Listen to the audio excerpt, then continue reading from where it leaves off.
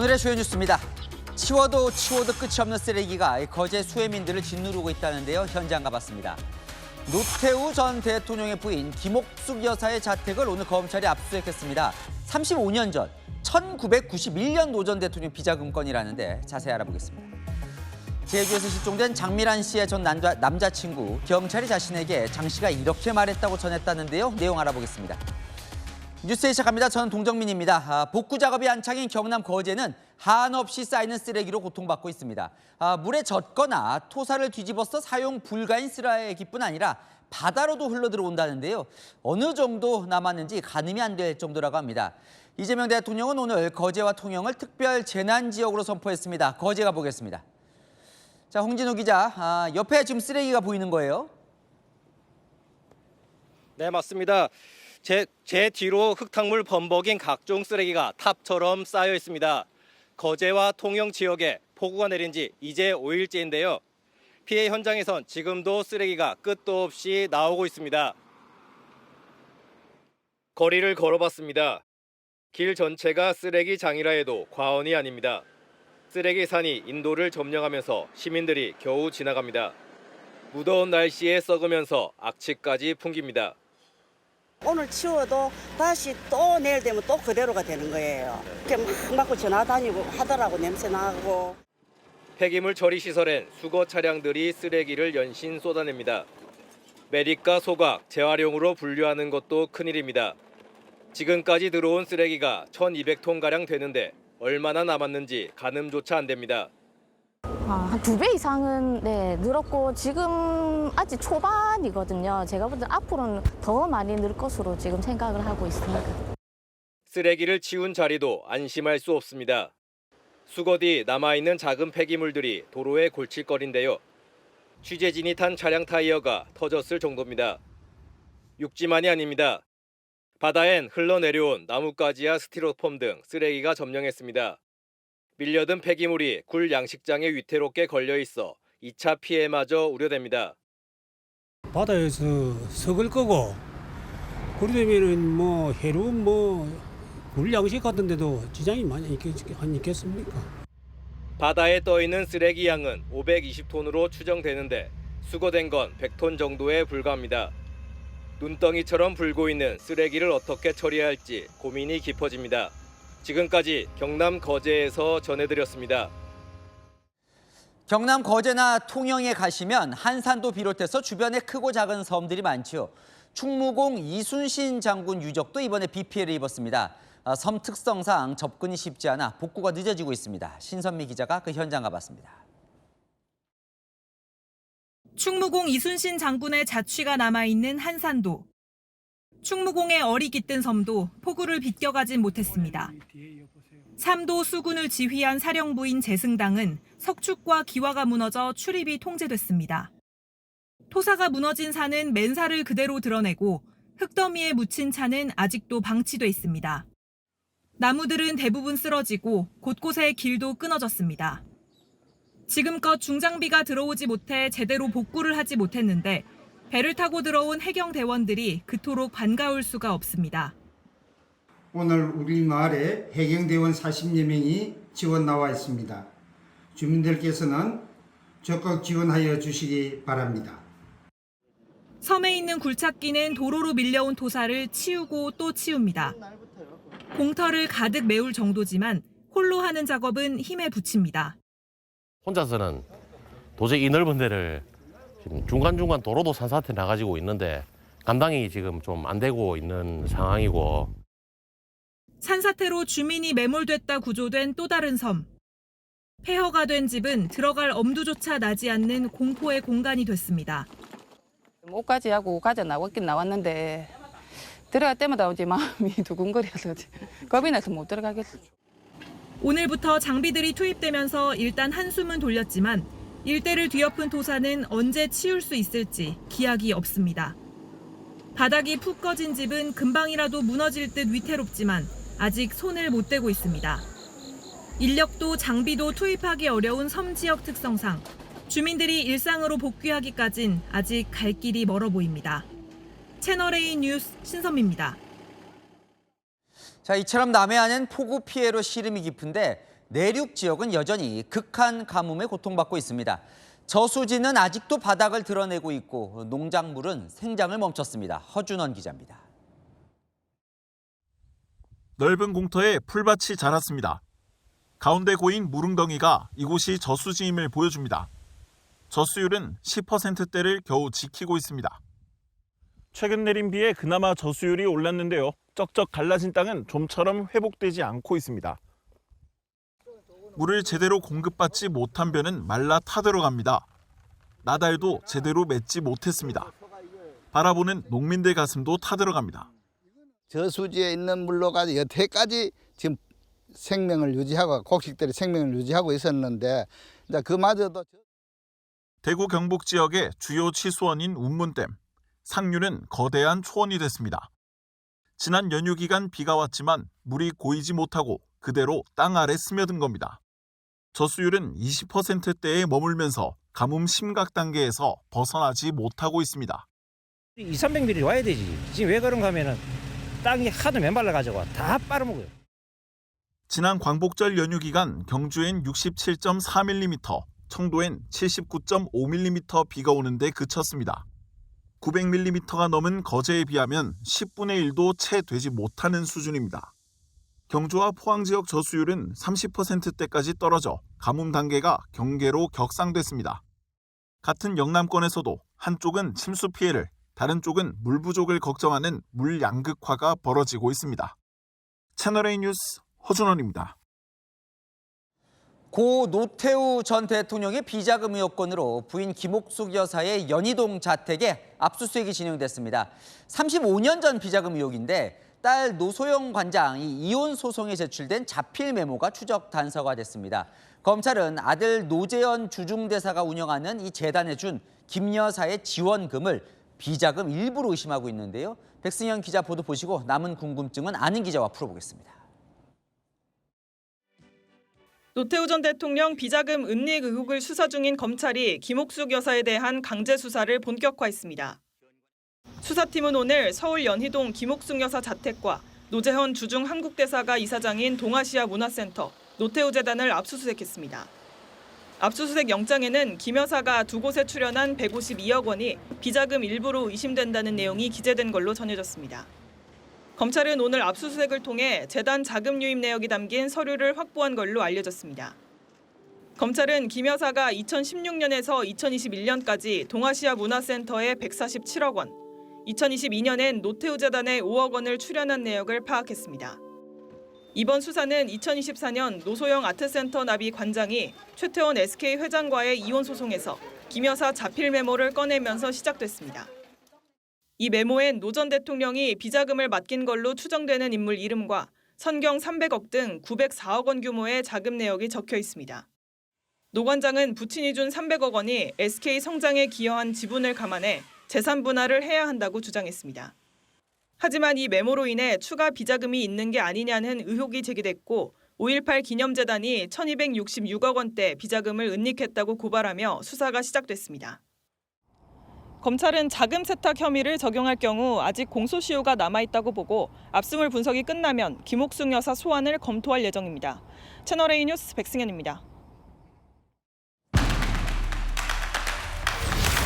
네, 아는 기자 사회부 법조팀 송진섭 기자 나와 있습니다. 이 사건이 이제 다시 불거진 게 사실은 2년 전이에요, 그죠? 노소영 관장 이혼 소송 때 메모 때문인데 그러고 나서 2년이 지났는데 왜 이제 다시 수사를 하는 겁니까? 네, 노소영 관장과 최태원 SK 회장 간의 이혼 소송 재판이 어느 정도 마무리가 됐기 때문인 걸로 보입니다. 이혼 소송 과정에서 대법원이 노태우 전 대통령 비자금 존재를 인정한 게 지난해 10월입니다. 지난달 법원에서 9,440억 원대 재산 분할 판결까지 나왔기 때문에 논란을 최소화하는 시점에 압수수색에 나선 걸로 해석됩니다. 근데 오늘 압수수색 보니까 검찰이 했더라고요. 근데 검찰이 이제 10월에 문을 닫잖아요. 그래도 수사는 계속 할 수 있는 거예요? 일단 처벌까지는 못하더라도 비자금 환수 자료를 확보해 놓자는 취지입니다. 10월 이전까지 수사를 매듭 지으면 가장 좋지만 그렇지 못하더라도 은닉한 재산이 있다면 일단 확인을 해두기 위한 건데요. 범죄 수익 환수 분야 전문가인 박철우 서울중앙지검장의 수사 의지도 반영이 된 걸로 전해집니다. 자, 어쨌든 결과적으로는 이제 압수수색까지 당했는데 딸이죠. 그러니까 노소영 관장 이 딸 이혼 소송 때문에 엄마가 압수수색 당하는 그런 모양새가 됐네요. 네, 어떻게 보면 노 관장이 꺼낸 김옥숙 여사의 자필 메모가 부메랑이 돼서 돌아왔다고 볼 수도 있을 것 같습니다. 1998년과 1999년 작성된 두 장의 김옥숙 여사 자필 메모에는요. 노태우 전 대통령이 비자금을 맡긴 내역이 적혀 있습니다. 지금의 SK죠. 선경 300억 문구를 포함해 총 900억 원대 자금이 기재가 돼 있습니다. 노 관장이 비자금 메모를 꺼낸 이유는 SK그룹의 성장이 부친 노태우 전 대통령 덕분이라는 점을 강조하기 위해서였거든요.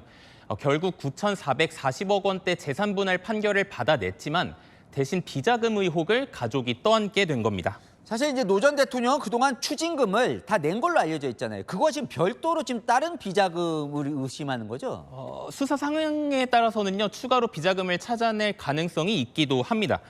지난 1997년 노 전 대통령을 기소할 때에도 파악된 비자금은 4,500억 원 규모였는데 실제로 기소한 건 2,800억 원이었거든요. 1997년 대법원에서 2,628억 원 추징이 확정됐고 일단 이 금액은 16년 만인 2013년에 완납을 한 게 맞습니다. 다만 메모에 나온 900억 원대 자금은 이 추징액과는 별개의 내용이거든요. 비자금 실체가 얼마나 되는지는 수사를 지켜봐야 할 것 같습니다. 근데 뭐 메모가 있다고만 의심하는 것 같지는 않고 자 보면 어쨌건 추징금 완납했다면 김옥수 여사가 돈이 그렇게 많지는 않을 것 같은데 뭘 어디다 그럼 숨겼어야 될 거 아니에요? 그걸 뭘 의심하는 거예요? 검찰은요, 김 여사가 비자금 일부를 자금 세탁을 한 게 아닌지 의심을 하고 있습니다. 김 여사는 지난 2016년부터 2022년까지 동아시아 문화센터와 노태우 재단에 152억 원을 출연했습니다. 실질적으로는 가족이 운영하는 재단인데 검찰은 거액을 출연한 내역을 하나하나 검증할 예정입니다. 마지막으로 궁금한 건 이게 워낙 오래전 일이잖아요. 만약에 찾았어요? 그럼 뭐 환수를 할 수는 있는 겁니까? 이게 법적으로는 가능하기는 합니다. 이번 달 통과된 범죄 수익 은닉 규제법은 내란 외환 범죄와 관련해서는 공소시효가 지나도 재산을 몰수할 수 있다고 규정을 하고 있습니다. 검찰은 비자금 은닉과는 별개로 2022년까지 이루어진 자금 세탁은 아직 공소시효가 남아서 처벌도 가능하다고 보고 있습니다. 네, 잘 들었습니다. 아는 기자 송진섭 기자였습니다. 다음 소식입니다. 제주에서 실종된 지 석 달이 지났지만 이 장미란 씨 행방은 오리무중입니다. 경찰은 실종 당시 담당했던 경찰관이 사건을 허위로 종결했는지 전방위 수사를 벌이고 있는데요. 이 장 씨 실종 신고를 했던 그 장 씨 남자친구를 만나 당시 이야기 들어봤습니다. 윤지우 기자입니다. 제주 시내 곳곳에서 경찰관들이 분주하게 오갑니다. 오가는 시민들에게 휴대전화에 저장된 사진을 보여주며 지난 5월 연락이 두절된 장미란 씨를 찾고 있는 겁니다.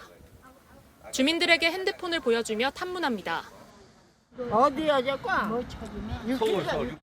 경찰은 제주 시장거리 등 장 씨가 자주 지나다닌 장소들을 중심으로 행적을 추적 중입니다.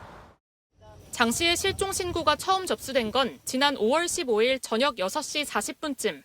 그런데 약 2시간 반 만에 사건이 마무리된 걸로 처리됐습니다. 통화가 됐다고 한다. 근데 얼굴을 잘 잊고 신고자한테 알리지 마라. 위치는 알려주지 마라.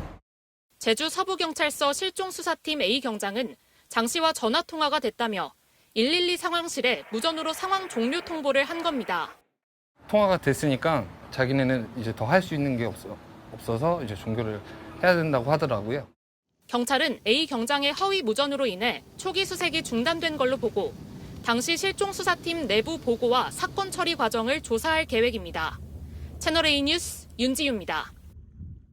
자, 궁금증이 많습니다. 이건수 백석대 경찰학부 교수님 모시고 이야기 좀 나눠보겠습니다. 어서 오십시오. 네, 안녕하십니까. 교수님이 경찰 근무하실 때 5천 건 이상의 실종 사건을 처리하신 권위자신데 네. 궁금합니다. 일단요.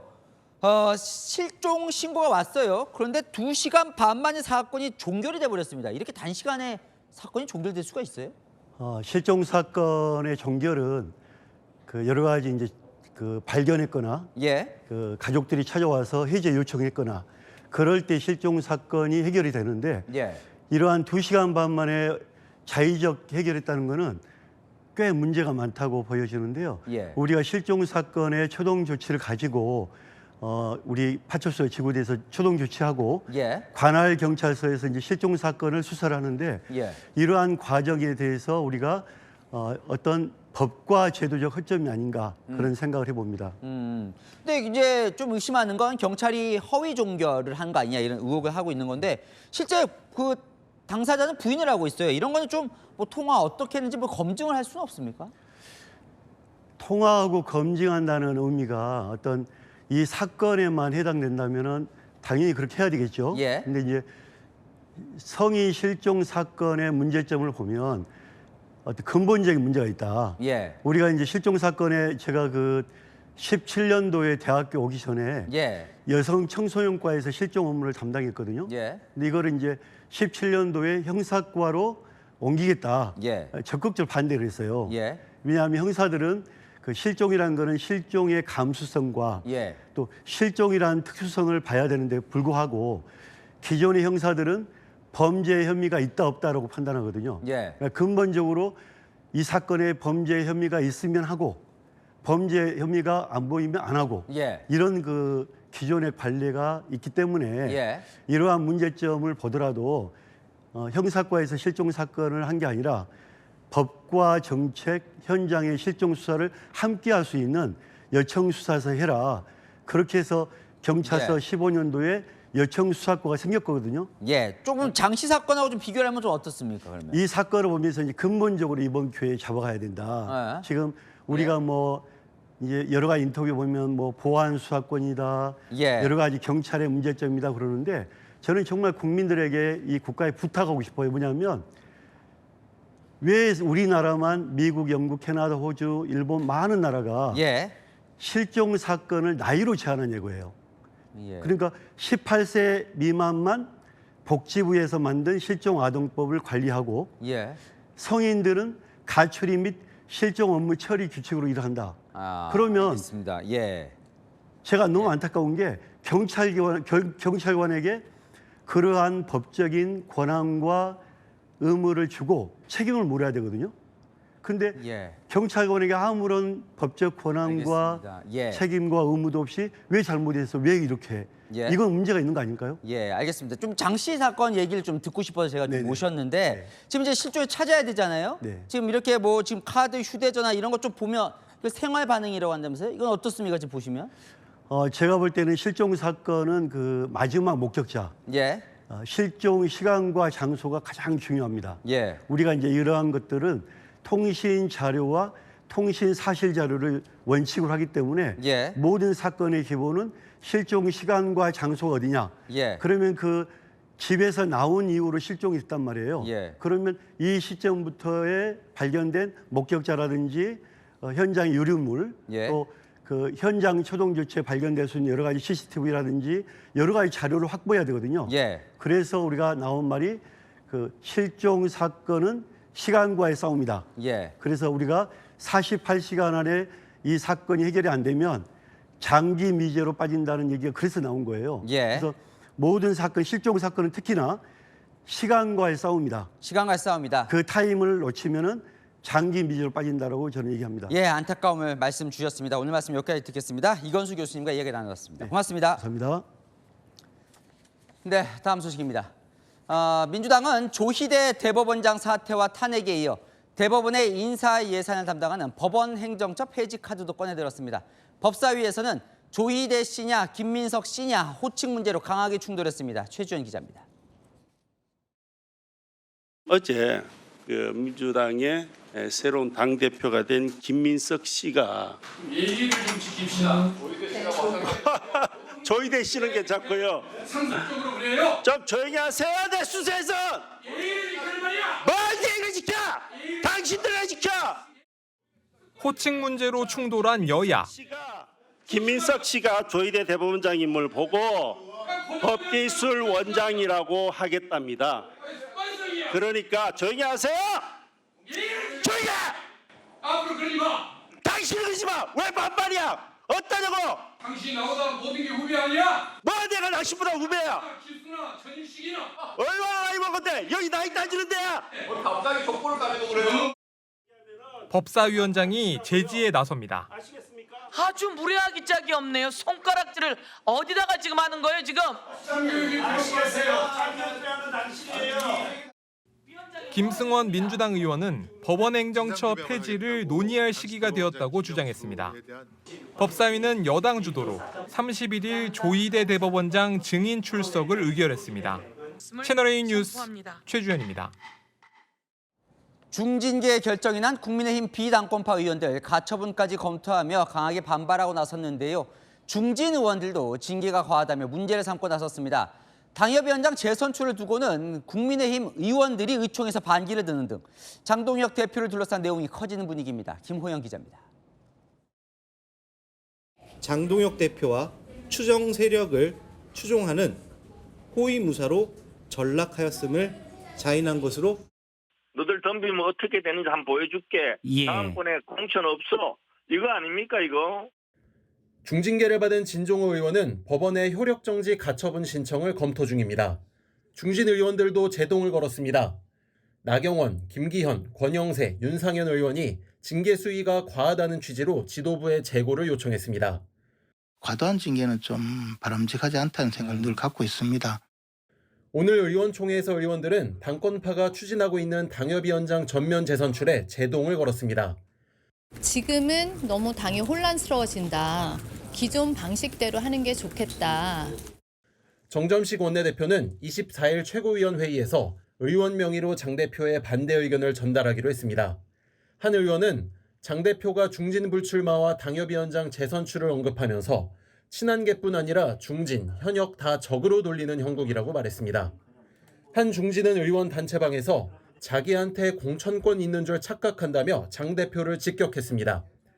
한 당권파 지도부 인사는 의원총회의 의견은 들을 것이라면서도 속도가 밉게 추진해야 한다는 게 최고위 의견이라며 강행 가능성도 열어놨습니다.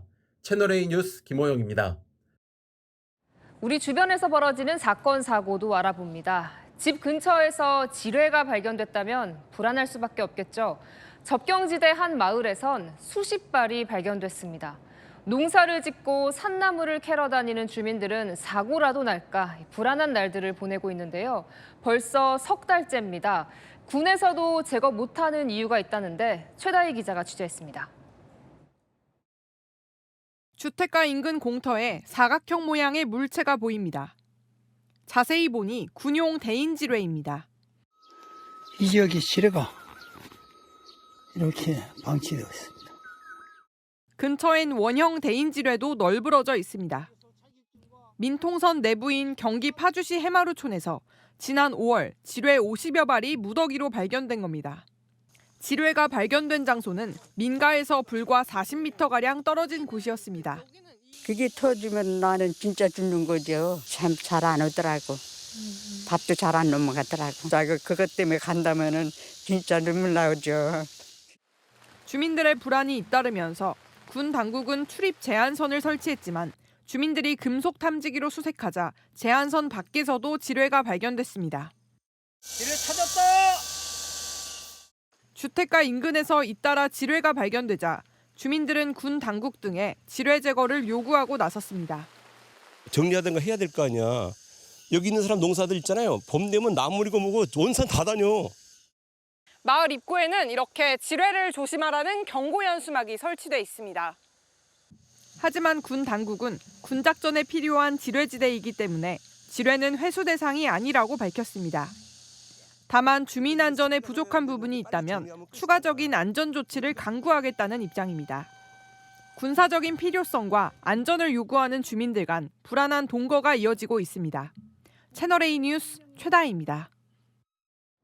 술 마시고 운전대를 잡은 50대가 고속도로를 20km나 달렸습니다. 이 위험한 질주는 갓길에 작업 중이던 견인차를 들이받고서야 멈췄는데요. 당시 상황 공국진 기자가 취재했습니다. 경광등을 켠 견인차가 고속도로 갓길에 서 있습니다. 2차로를 달리던 SUV 차량이 속도를 줄이지 않고 견인차를 들이받습니다. 견인차에 불꽃이 튀고 화편이 사방으로 튕겨나갑니다. 중심을 잃은 SUV 차량은 크게 돈 뒤 도로변으로 미끄러집니다. 갓길에 있던 남성이 가까스로 피합니다. 서해안 고속도로에서 SUV 차량이 견인차를 들이받는 사고를 낸 건 어젯밤 11시 40분쯤. 당시 견인차는 고장난 트럭을 수습하던 중이었습니다. 갑자기 꽝 하고 쳐봤더니 차가 내버 달리고 있네. 나 진짜 원싸는 줄 알았어요. 견인차 운전자와 동승자 등 2명이 다쳐 병원에서 치료를 받았습니다. 사고를 낸 50대 SUV 운전자는 음주 측정 결과 면허 취소 수준의 만취 상태였습니다. 전북 고창에서부터 20km 넘게 운전한 것으로 드러났습니다. 얘가 사고 지점이 92.2 지점이거든요. 한 20여 킬로 정도 될 것 같은데 정면으로 추돌했으면 위험했습니다. 경찰은 가해 운전자를 입건하고 정확한 사고 경위를 조사하고 있습니다. 채널A 뉴스 공국진입니다. 기다려온 영화인데 이런 상황이면 화날 법도 합니다. 영화 상영 중 외국인 관객이 큰 소리로 휴대전화를 사용했습니다. 결국 경찰까지 출동하는 소동으로 번졌는데 당시 어떤 상황이었는지 정서환 기자가 보도합니다. 영화 상영을 마친 상영관 안에서 남녀 관객이 서로 언성을 높입니다.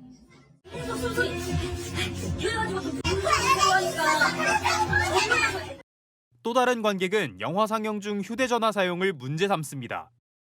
어디다가 그 휴대폰을 그냥 계속 전화를 하고 계속 아니고 내가 죽으면 메시지만 삿대질까지 하며 맞서던 외국인 여성은 자신이 괴롭힘을 당하고 있다고 어디론가 연락합니다. 혼자서 여기서 투명 남자랑 나를 괴롭히고 있어요. 그제 영화 오디세이 상영 중 외국인 여성이 휴대전화를 사용하는 등 관객들 간의 다툼이 벌어진 겁니다. 일부 관객은 상영 도중 자리를 뜨기도 했습니다. 결국 영화관에 경찰이 출동한 뒤에야 일단락됐습니다. 외국인 여성은 현장에서 관객들에게 사과한 뒤 훈방 조치됐고 영화관 측은 피해 관객들에게 관람권을 지급했습니다. 채널A 뉴스 정서환입니다. 네, 기차역에 난데없이 비둘기가 날아들고 있습니다. 역사 안까지 들어와 시민들 불편도 큰데요. 최근 들어 부쩍 역 안으로 몰려드는 일이 잦은데 왜 그런 건지 우현기 기자가 알아봤습니다. 승객들로 빼곡한 기차역 대합실. 갑자기 날아온 비둘기에 한 승객이 깜짝 놀라 몸을 웅크립니다. 다른 승객도 화들짝 놀랍니다. 이번엔 승객들 발밑을 거리낌 없이 돌아다니며 먹이를 찾는 듯 연신 바닥도 쪼아댑니다. 제 집처럼 여간을 활보하는 비둘기들의 불편함을 느끼는 승객들이 많습니다. 음식이 있으면 바로 가까이 오니까 그게 아주 불편하죠. 요즘 조류독감 이런 것도 좀 신경 쓰이잖아요. 실제 기차역과 지하철역에서 발생하는 비둘기 관련 민원은 해마다 늘고 있습니다. 역사 안에서 과자 부스러기 등 먹이를 쉽게 구할 수 있고 요즘엔 더위도 피할 수 있어 실내로 날아드는 것으로 분석됩니다. 깃털이 있기 때문에 보온 효과가 있어서 더위에만 이제 지치죠. 이 역사 안에는 이제 아무래도 냉방기 같은 게 있으니까 시원한 공간으로 들어올 수가 있죠. 열차 승강장에도 새를 막는 그물망뿐 아니라 새를 앉지 못하도록 하는 버드 스파이크도 설치되어 있습니다. 코레일은 승객들에게 비둘기에게 먹이를 주지 말 것도 안내하고 있습니다. 채널A 뉴스 우현기입니다. 네, 성수대교 진입로에서 발견된 단차, 이거 괜찮은 건가 우려가 나왔는데요. 서울시가 점검 결과 문제 없다는 결론을 내렸습니다. 그럼 왜 이런 단차가 생긴 건지, 다른 다리들은 괜찮은 건지 궁금한데요. 김재혁 기자가 취재했습니다. 성수대교 남단의 진입로, 도로 이음새 부분에 구조물을 덧대 놓았습니다. 마찬가지로 동작대교 북단 진입로에도 안전 문구가 붙은 구조물이 보입니다. 서울 한강다리들 단차가 발견되며 안전 논란이 불거지자 조치를 해놓은 겁니다. 서울시가 정밀조사에 나선 결과 원인은 교량과 진입 램프를 떠받치는 기초 구조의 차이에 있었습니다. 교량 본체 구간은 튼튼한 안반층까지 말뚝을 깊게 박아 지탱하는 구조입니다. 반면 다리로 이어지는 진입 램프 구간은 흙을 쌓아 올린 토사층 위에 도로가 얹혀 있습니다. 하중으로 흙 램프 지반이 미세하게 내려앉으면서 단단히 고정된 교량 구간과 높이 차가 생겼다는 겁니다. 서울시가 한강교량 22곳을 전수조사한 결과 성수대교 외에도 동작대교, 올림픽대교 등 11개 교량의 32개 진입 램프에서 유사한 단차가 확인됐습니다. 서울시는 자연스럽게 발생한 침하 현상일 뿐 붕괴 위험이 있는 건 아니라고 밝혔습니다. 다만 시민 불안과 차량 주행 불편 해소를 위해 성수대교와 올림픽대교 일부 구간 보강 작업을 벌일 계획입니다. 채널A 뉴스 김재혁입니다. 네, 이렇게 막무가내로 굴면 법정 구속까지 될 수 있습니다. 교직원들에게 1년 반 동안 무려 수백 차례 폭언과 협박을 일삼은 40대 학부모 이야기입니다. 대체 어느 정도였길래 이런 처벌이 내려진 건지 유주은 기자가 보도합니다. 1년 6개월간 교사와 교육청 직원 등 20여 명에게 274차례 민원을 제기한 40대 학부모 A씨가 법정 구속됐습니다. 판결문에 따르면 A씨는 자녀가 학교폭력 가해자로 지목되자 각종 민원을 제기하기 시작했습니다. A씨는 교육청에 전화해 팀장이 나에게 성질을 내느냐, 내가 내 친구냐라며 고성을 지르거나 교육지원청을 찾아가 행패를 부리고 출동한 경찰관들을 모욕한 혐의를 받고 있습니다. 학교를 찾아가 선생 자격도 없다, 범죄 집단에게 자식을 맡길 수 없다며 30분간 고성을 지르기도 했습니다. 반복적인 폭언에 일부 교직원은 정신과 치료까지 받은 것으로 전해집니다. 법원은 A씨에게 징역 1년 4개월과 벌금 20만 원을 선고했습니다.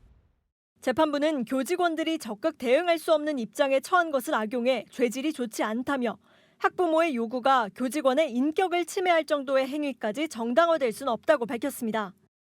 법원이 고의적이고 지속적인 악성 교권 침해에 대해서 경종을 울린 판결이라고 볼 수 있습니다. 충북도 교육청이 기관 차원에서 학부모를 고발한 건 처음입니다. 취재진은 학부모 측 변호인에게 입장을 물었지만 답을 받지 못했습니다. 채널A 뉴스 유주은입니다. 네, 오늘 포털 검색어 순위 1위에 각응하다가 올랐습니다. 북한 김여정 부장이 어젯밤 우리 정부를 향해 쓴 표현인데 시민들도 무슨 뜻인지 궁금해서 찾아본 거죠. 김여정 담화를 보면 우리 정부를 향한 북한식 조롱이 가득했는데요. 우리 정부는 그래도 지각 변동이 시작됐다며 기대감을 나타냈습니다. 김정근 기자가 보도합니다. 돌연 훈련 축소를 지시한 트럼프의 말 한마디에 서울은 각응한 처지에 놓이게 되었다. 각응하다는 불쌍하고 가엾다는 북한식 표현입니다. 전쟁 놀이를 못하게 되어 시루 죽은 꼴이 된 한국. 시루 죽은은 기가 죽었다는 뜻입니다. 김여정 북한 노동당 총무부장은 어젯밤 담화에서 한국을 신랄하게 비판했습니다. 이재명 대통령 실명을 거론하며 앞에선 트럼프의 경의를 표하고 뒤에선 자주국방을 운운한 이중적 언행은 불안 초조한 모순 심리를 보여준다며 원색적으로 비난했습니다. 국민의힘은 김여정의 수치스러운 조롱과 막말은 굴종으로 일관한 정부의 저자세가 부른 안보 참사라고 비판했습니다. 정부는 흔들림 없이 북미 대화 재개에 노력하겠다는 입장입니다. 트럼프 대통령 지금 이 한반도에 크게 보면 지각 변동이 시작됐다 이렇게 볼 수도 있고 아직은 뭐 낙관도 비관도 하기 이릅니다만. 통일부 고위 당국자는 지금은 북미의 시간이라며 대화가 열리는 게 우리 국민에게 이익이니 힘을 실어줘야 한다고 했습니다. 채널A 뉴스 김정근입니다. 야권에선 핵무장, 핵균형을 공론화하기 시작했습니다. 트럼프 대통령 말대로라면 북한이 핵을 57개 가지고 있다는 건데 우리도 핵에는 핵, 북핵에 맞설 힘을 가져야 하지 않겠냐고요. 정성원 기자입니다. 역사상 그 어느 나라도 적에게 구걸해서 평화를 얻은 적은 없습니다. 북핵에 맞서서 평화를 도모할 수 있는 강한 힘을 구축해야 합니다. 트럼프 미 대통령의 북한 핵무기 57개 보유 언급에 야권에선 핵무장 언급이 다시 터져나왔습니다. 나경원 국민의힘 의원은 21세기 삼전도 굴욕을 막기 위해 핵에는 핵으로 공포의 균형을 이루어야만 한다고 자체 핵무장을 주장했습니다. 야권 일각에선 여론을 앞세우고 있습니다. 최근 5년 여론조사에선 북핵 위협 지속 시 한국도 핵무기를 가져야 한다는 응답은 꾸준히 60% 안팎이었습니다. 우리 정부는 2023년 워싱턴 선언 이후 한미 핵 협의 그룹을 구성해 미국의 전략폭격기와 잠수함, 항공모함 등 핵 자산을 공동으로 기획, 운영하는 계획을 논의하고 있습니다. 하지만 유사시에만 이뤄지고 최종 권한은 미국에 있어 북핵 대응에 한계도 있습니다. 이에 나토처럼 한반도에 미 전술핵을 배치하거나 동아시아 어딘가에 미 단거리 전술핵을 배치하는 안, 아예 우리가 자체 핵 개발하는 안 등이 거론됩니다. 하지만 모두 핵 확산 금지 조약 위반 소지가 있어 미국의 동의를 얻기는 쉽지 않습니다. 채널A 뉴스 정성원입니다. 미국의 명문 대학으로 꼽히는 UC 버클리의 충격적인 뒷골목 모습이 미국에서 논란이 되고 있습니다. 자녀를 입학시키려고 간 방송 기자가 찍어서 올렸는데 쓰레기로 뒤엉켜 있는 거대 노숙촌이 자리 잡고 있습니다. 박재 기자와 함께 보시겠습니다.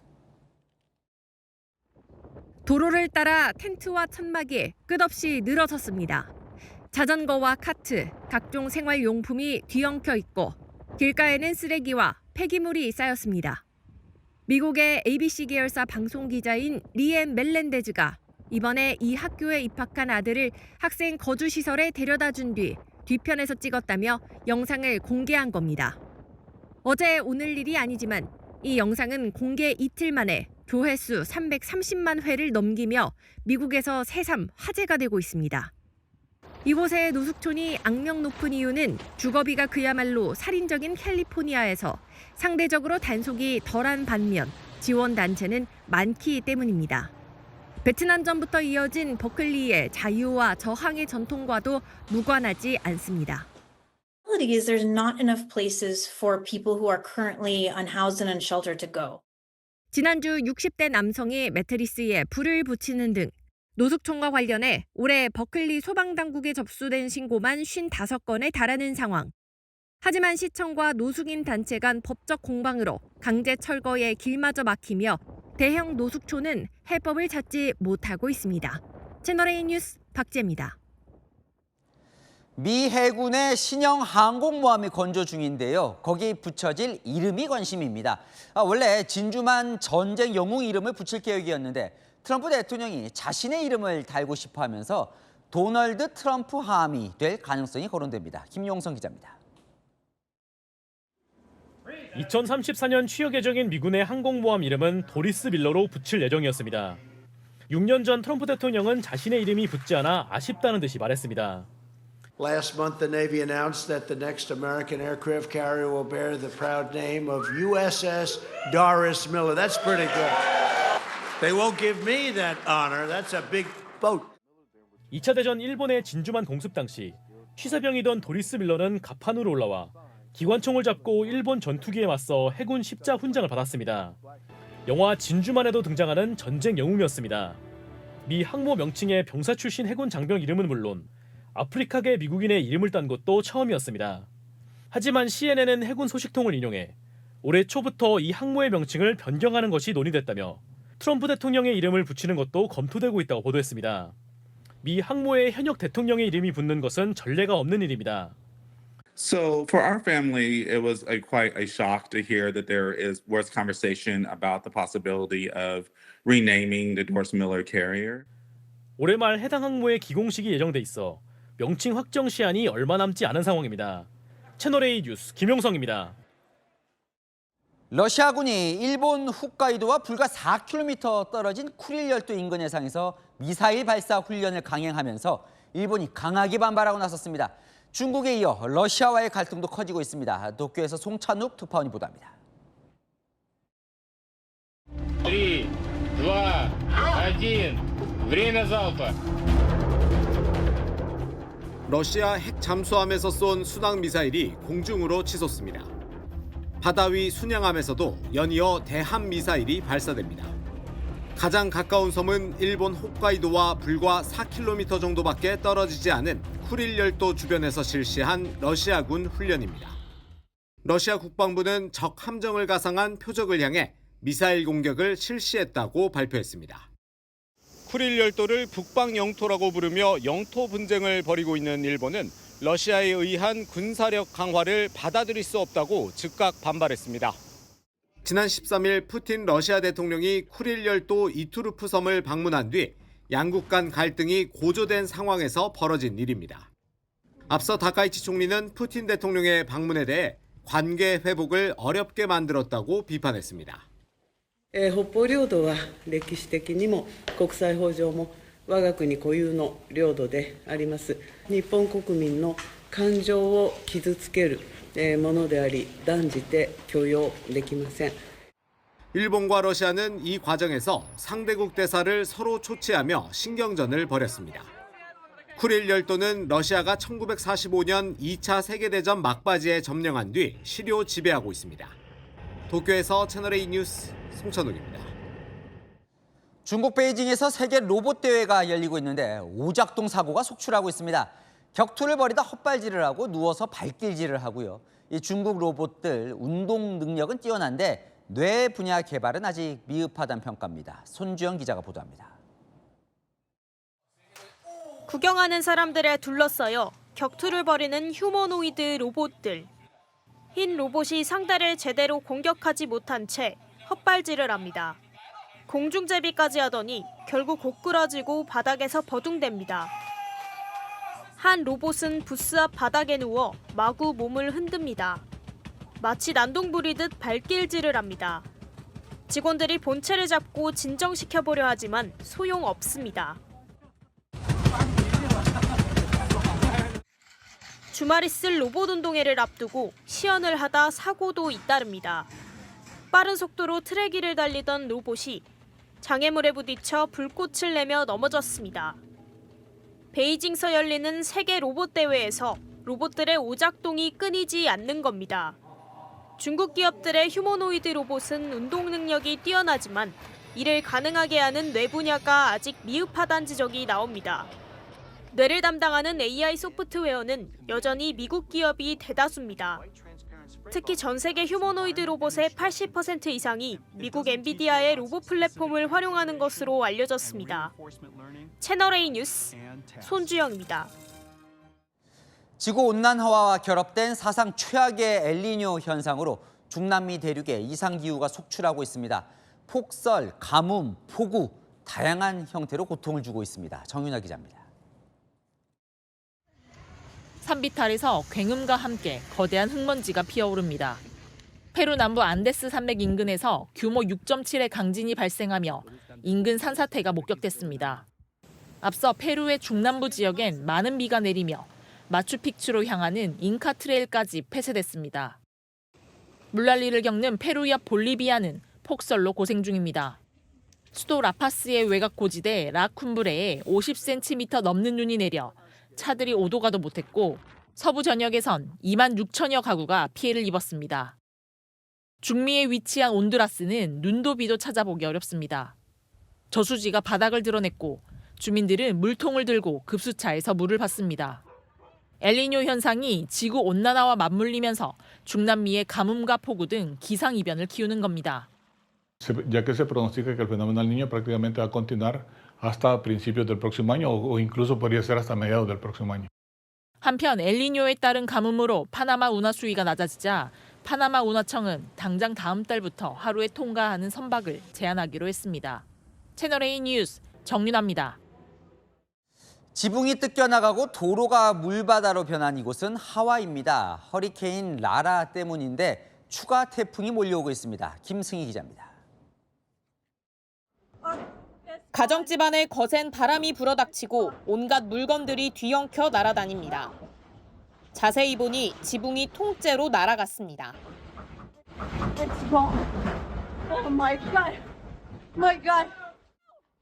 지난 주말 하와이를 강타한 3등급 허리케인 라라가 남긴 상흔입니다. 라라는 현지 시각 어제 빠져나갔지만 새로운 열대성 저기압이 하와이 방향으로 이동 중인 상황이라 추가 피해 위험이 남아 있습니다. 현지 시각 어제부터 미국 동부 일대도 폭우로 인한 물난리를 겪고 있습니다. 델라웨어의 한 도로, 구조물들이 쓰러져 있고 전깃줄은 끊어졌습니다.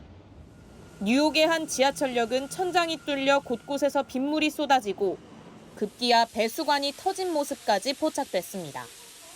뉴욕시는 시민들에게 갑작스런 홍수와 심각한 교통 혼란에 대비하라며 주의보를 발령했습니다. 채널A 뉴스 김승희입니다. 네, 미국의 수도 워싱턴 DC 도심이 레이싱 서킷으로 변했습니다. 미국 건국 250주년을 기념해 트럼프 대통령이 주도한 자동차 경주가 곧 열리는데요. 막바지 준비가 한창이라는데 현지 반응은 어떤지 이준성 기자가 전합니다. 미국 민주주의의 상징 의회 의사당 앞거리에 육중한 타이어벽과 펜스가 설치됐습니다. 도널드 트럼프 대통령이 미국 건국 250주년을 기념해 주도한 경주대회 프리덤 250 그랑프리 막바지 작업이 한창입니다. 현지 시각 22일과 23일 열리는 대회의 총 주행거리 역시 250주년에 맞춘 250마일, 약 400km입니다. 레이싱카들은 1.66마일 길이의 서킷을 총 147바퀴 돌며 미 의회 의사당과 워싱턴 기념탑 사이 주요 박물관들 인근 7개 코너를 질주하게 됩니다. 무료 티켓 추첨에만 28만 명 이상이 몰릴 정도로 현지 열기도 뜨겁습니다. Everything else and having these cars going 100 miles an hour right by you and stuff, it's just going to be electrifying as far as the atmosphere goes. It's something you'll never see in your lifetime again. 대규모 인파를 통제하기 위해 관람객들은 임시 가교를 통해 관중석으로 이동하며 주변 도로 통제와 삼엄한 보안도 유지될 예정입니다. 채널A 뉴스 이준성입니다. 네, 삼성전자 주식 갖고 계신 분들이라면 관심 갈 만한 소식입니다. 삼성전자가 최대 110조 원의 주주 환원 정책을 내놨습니다. 가장 궁금한 건 그래서 내가 가진 주식 한 주당 얼마를 받게 되느냐일 텐데요. 안보겸 기자가 알아봤습니다. 삼성전자가 올 한 해 주주들에게 돌려주겠다고 밝힌 액수는 최대 110조 원, 국내 사상 최대 규모입니다. 기존 최대였던 2020년 20조 3천억 원 규모 주주환원의 약 5배에 달하는 수준입니다. 우선 3분기 정규 분기 배당을 포함해 30조 원 안팎의 현금 배당을 실시합니다. 발행 주식 수로 단순 계산하면 한 주당 4,500원 안팎으로 추산되고 지난해 연간 현금 배당한 11조 원보다도 2배 넘는 규모입니다. 구체적인 규모와 배분 방식은 오는 10월 확정할 예정입니다. 앞서 SK하이닉스도 40조 원 규모 자사주를 매입해 전량 소각한다고 발표한 바 있습니다. 중장기적으로 꾸준하게 주가가 오를 수 있는 기업 가치가 재평가될 수 있는 이런 계기가 될 수 있는 거죠. 기대감에 주가도 움직였습니다. 삼성전자는 3.87% 오른 28만 1,500원으로 장을 마감했습니다. 최근에 주식이 많이 떨어지고 등락이 심해서 좀 불안했었는데 좀 마음이 놓이고 다만 주주 환원책 발표 후 시간의 거래에서 주가가 하락 반전하기도 했습니다. 채널A 뉴스 안보겸입니다. 반면 현대자동차 공장은 완전히 멈췄습니다. 노사가 접점을 찾지 못하면서 10년 만에 총파업에 돌입한 건데 3만 6천 명의 조합원들이 일손을 놨습니다. 무엇이 쟁점인지 장우림 기자가 파업 집회 현장에서 알아봤습니다. 원래였으면 직원들로 북적여야 할 울산 현대자동차 공장. 이전의 모습과 달리 적막합니다. 전주 공장도 마찬가지입니다. 대신 이들이 향한 곳은 현대자동차 본사 앞 집회 현장입니다. 조합원 3천 명이 모였습니다.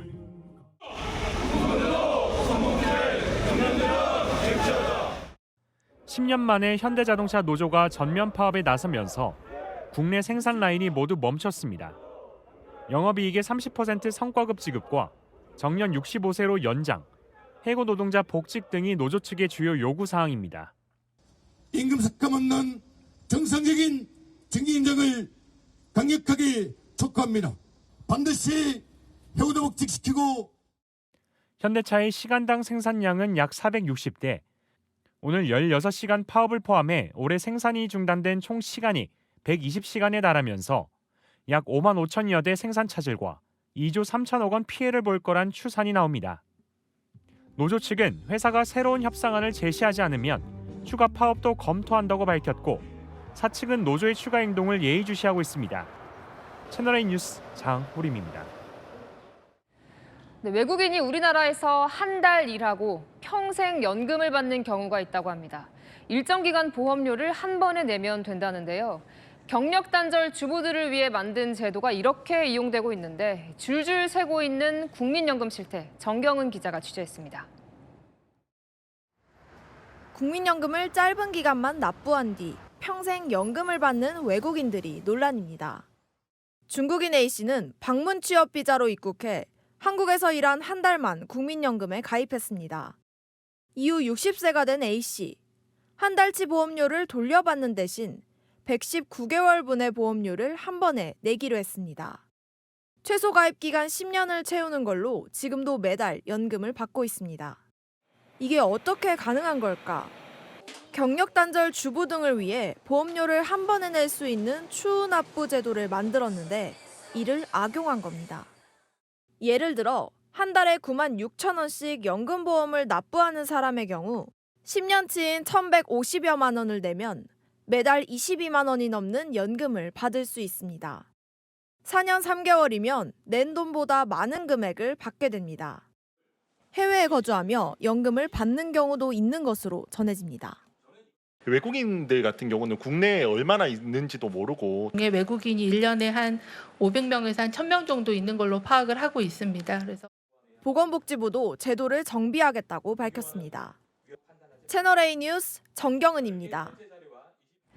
네, 일본 판매용으로 만든 한국 라면이 맛있다는 입소문을 타고 웃돈까지부터 팔리고 있습니다. 결국 한국에 역출시됐습니다. 흔히 먹는 라면과 다른 맛인가 궁금한데요. 송채은 기자가 맛봤습니다. 중고거래 사이트에 올라온 삼계탕 맛 컵라면입니다. 한 개 가격이 7,000원. 원래는 6개에 6,980원, 개당 1,000원 정도인 제품입니다. 일본에서만 판매하는 제품인데 입소문을 타 유명해지자 지난 12일 국내에 한정 수량 1,000개만 출시됐고 곧바로 품절된 뒤 웃돈까지 붙은 겁니다. 직접 먹어보겠습니다.